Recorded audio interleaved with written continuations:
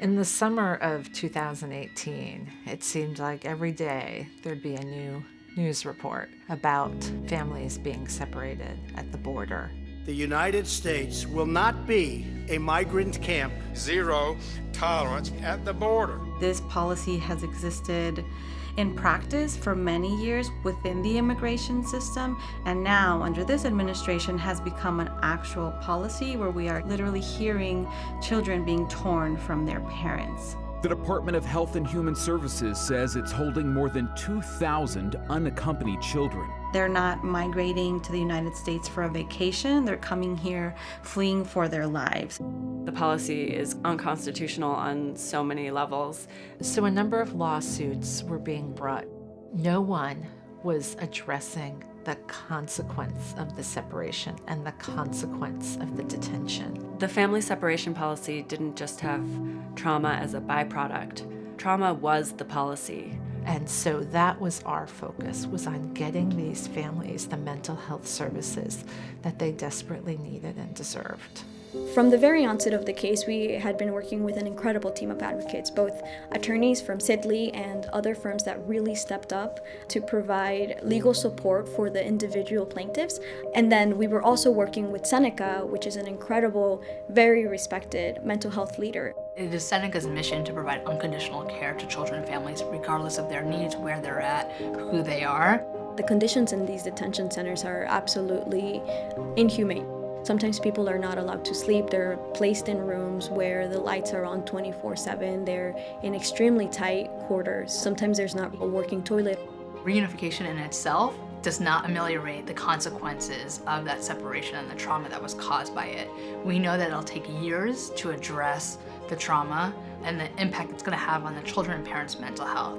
We filed the case on behalf of 3 individuals as a putative class action, which means we sought to represent them and everyone else similarly situated to them. So the scope of our case was huge. That's thousands of people.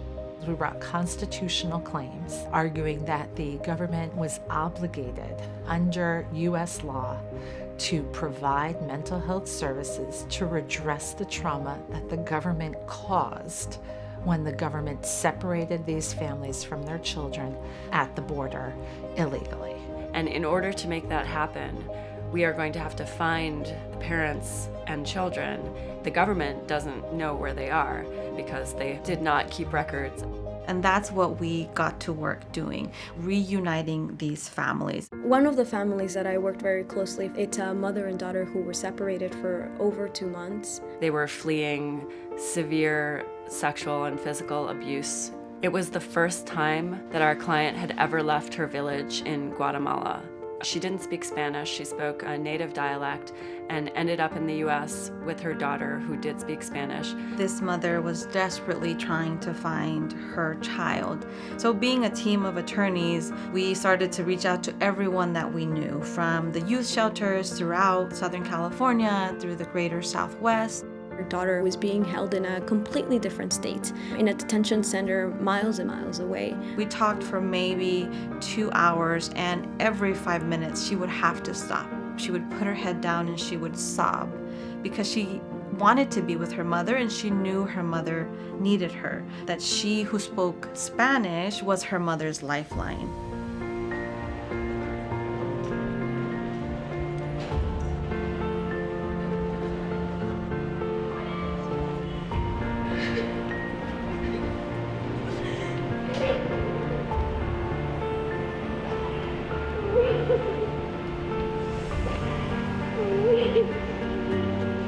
What we need is mental health for everyone, absolutely. What we need is everyone's support. We need you to talk about immigration and immigrants as human beings. Immigrants made this country, so we need people to continue to tell their story, to talk about immigration as a necessary component of who we are as a nation.